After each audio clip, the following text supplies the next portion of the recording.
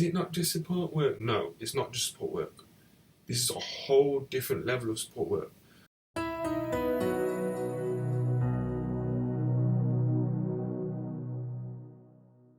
What's going on, everybody? Welcome to today's video. My name's Louis Newton.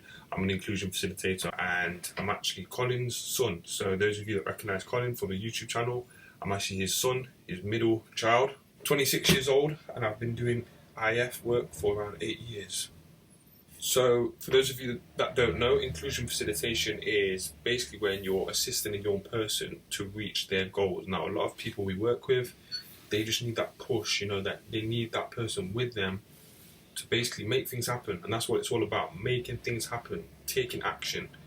Firstly, assessing what do they want to do in the future, where do they want to be. So I do this for myself all the time, set goals for the future. So it's exactly the same as what I do for myself, but we're just then doing it for somebody else. So we're setting a big vision for that person's future, and it all comes from them. So we start off the process with something called a PAF, which is a person-centered planning tool, and essentially at the end of the PAF, the young person will have a great understanding and they'll have a really strong idea of where they want to be in the future.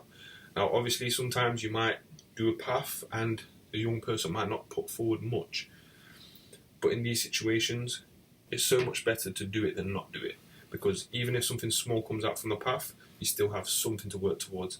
And the family members, the people around that young person, they can put in their info and they can put their input into the PAF. So by the end of the PAF, you have a massive visual which basically says the young person's goals and dreams and what we want to work towards. So once we've done the PAF, then I do the weekly sessions all built around the PAF. So what came from the PAF, say for example, a young person wanted to be a singer, which has happened before. So that came from the PAF. That came from the young person themselves. It didn't come from mum, it didn't come from a cousin. It came from the young person themselves. And then the weekly sessions were all about how can we help this person reach these goals. And we're not just thinking about, career goals and things like that. We're thinking about friendship goals, interests, work goals, career goals, life goals. We're really thinking the big picture here. How can we help to create a better life for this young person or this person that we're working with? I was done it before. I was working with people that were older than me that just needed that support and that extra kickstart to a good life. That's what we like to call it, a kickstart to a good life.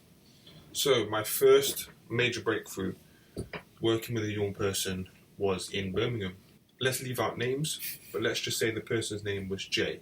So this was in Birmingham, and I'm telling you, this was the pinnacle moment for me, which made me realise this method works and we need to do more of it. So the first inclusion facilitation case that I worked on was with a young boy who was 16 years old. I was around 19. The story was, he was at home, locked in his bedroom. He was locking himself away every day. He wasn't leaving his bedroom. He wasn't leaving the house at all. He wouldn't even go to the shop anymore. He was being abusive to his mum. He was having family breakdown issues. He was swearing a lot, and he was in a very dark place. He actually says he stays in his room and stares at the wall every day. So you can imagine, I'm sure some of you might know people like this. They're just basically in a bad place. So he was around 16, I think I was around 18. So the age gap was very close, which did help, because I felt like he had other professionals in his life that were a lot older and he struggled to connect with me. Came in, built some rapport with him, just was very laid back, myself, chilled out, not coming imposing anything onto him, just saying that, hey, if you would like, you can do weekly sessions with me. So what we'll do is we'll go out, we'll do different activities, and we'll go move you towards your goals and your aspirations that we've learnt about in your PAF. So that's what we did, and basically a lot of the sessions were around inclusion. So how to get this particular young person in places where he can make friends. That's one of the biggest points that you have to do when it comes to inclusion facilitation. Where can this young person meet friends? And we're not talking about paid friends, not support workers or anything like that. So for this young person, he really wanted to be a singer, and that was his passion. That's what made him happy. And he actually had written some songs when he was in his room. And one of the things that came up on the path, because we try and be very specific with what exactly do they want. He wanted to go to a music concert. He also wanted to record some tracks, record some music. We achieved both of those things and much more. And I think a massive success with this young person was the fact that his social anxiety at the start was very, very bad. He would look on the floor. He had lots of staring problems, so he was getting into lots of altercations whenever he did go out, the very few times, because he would look at people like this, stare at them. And he didn't live in the most affluent neighbourhood or anything like that, so it did cause him problems, and he had to get the police involved before my involvement. When I did get involved, it was all about his confidence, how to carry yourself when we're out. What should you do and what shouldn't you do? You shouldn't stare at a group of young people because it can create problems. So we worked on that, picked up on that on the second week. We worked on that straight away. And we just said, Jay, you can go wherever you want to go. When you're walking, you look forward.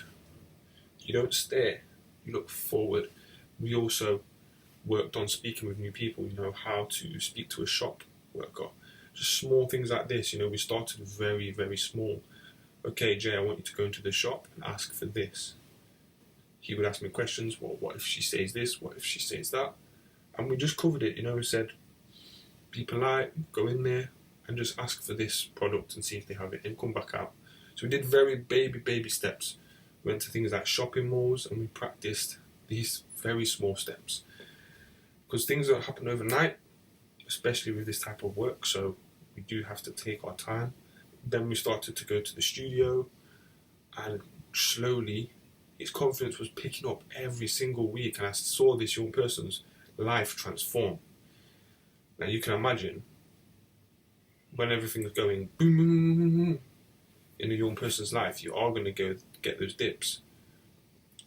So be prepared for that, because that did happen. This is one of the biggest success stories, but he did have a small dip, but then it went back up. So when I say a dip, this could be anything from, I don't want to work with you, Louis. This could be, oh, I feel tired, I don't want to come out today. This could be a range of different things, guys, but don't be put off by it, because from my experience, that does show that you are doing the right thing, because the growth is not just going to be like this. It is going to be like this. So just keep that in mind. Obviously, throughout the whole inclusion facilitation process, I was working with an experienced educational psychologist, and they would give me clinical supervision meetings every single week. So I'd have 12 weeks when I'm working with a young person, normally. Sometimes we extend this if it's requested. Usually it's 12 weeks. This is intense work, so it's very intense. Lots of changes happening in a small period of time, so it is the kickstart to a good life. Always refer back to that. But I do have the supervision meetings, and these help me to stay on track, come up with ideas, anything that's on my mind, any best practices I want to run past the psychologist, I can do that. It's just having someone to speak to that will share their 2 pence on the situation. They'll give you a different viewpoint of something you might have missed, which is very helpful. So let's not underestimate that. So that's what happened, and I mean, that was one of the biggest success stories. So at the end of the 12-week period, this young person was going to college. They was leaving the house on their own. They felt more safe in the community. They did no longer have any issues with people in the community. It was really, really powerful. And they was also had their own mixtape. So they created 12 different tracks, put it onto a CD. So they had their own CD. And the confidence from that alone was incredible. And it also, that young person was thinking about starting a business. So we're speaking with different shopkeepers because they wanted to have a corner shop. So all these things we start putting in place for the future. So where did we leave it? That's another big question we get. What happens after the 12 weeks? This is what happens. Ideal situation, we hand over to a support worker. Now, they might not be a full-time support worker, they might not even have many hours at all, but just someone there, ideally, that we can hand things over to. And what we also used to do is we used to train these support workers. So I've done it before, where during IF sessions, lots of bad practices were happening with support worker staff. So myself and my team, we would sit down with them and we do some formal training on inclusion, the best approach to working with young disabled people and that type of thing, and the best practices. So that's also very helpful because then they've got a new way of thinking and a new way of doing things. And we've witnessed some terrible things too. Obviously we can't talk about what we've witnessed, but some really bad practices that we've had to make changes on. Not on our side, on different support workers, what we've seen over the years. So all I can say about inclusion facilitation is very rewarding for yourself and for the young person. Sometimes from the 12 weeks, you might think you've only made some small progress, but that is still progress, okay? So do not underestimate what you've done. I've worked with people before and we've not had major success stories. They've not been in college every day. They've not been making mixtapes and singing and rapping and all this stuff, but they've now have more confidence when they're out and about. They now can hold a conversation with a shopkeeper. So you might think it's baby steps, but this is actually really big things in people's lives. So when you step away, they now have a better life, basically. Because they have the skills. That's what a big part of it is, building the skills, building the confidence, building the self-esteem. That is a massive part of it. Also, trying new things, stepping outside of the comfort zone. We have the comfort zone, we have the stretch zone, and we have the danger zone. Now, obviously, we don't want to stay in the comfort zone. We want to be in the comfort zone and the stretch zone. Mainly the stretch. You can't just jump straight into the stretch zone to go in the comfort zone and slowly ease out into the stretch zone. Now, what is the stretch zone? For example, if a young person does not like being around people, if they have lots of social anxiety, then the stretch zone might be to go for a walk in a park, go to a local play centre, go somewhere where it's not social straight away, but it's still around people. Go to a shopping centre, but I wouldn't advise you do that straight away. You need to build up to that because that's a lot of people. So the stretch zone is places that are safe, where the young person is not going to be. This is in a case if someone had like severe social anxiety issues. A stretch zone could be somewhere that's around people, but they don't have to talk to them. If they want, they can back off. If they want to talk, they can go and talk. The danger zone for that type of person, or a person with that issue, would be taking them to a club, for example, a boys' brigade club, which is something we do encourage straight away. That would be danger zone because you're putting a young person. It's too much too quick. You need to build up to that.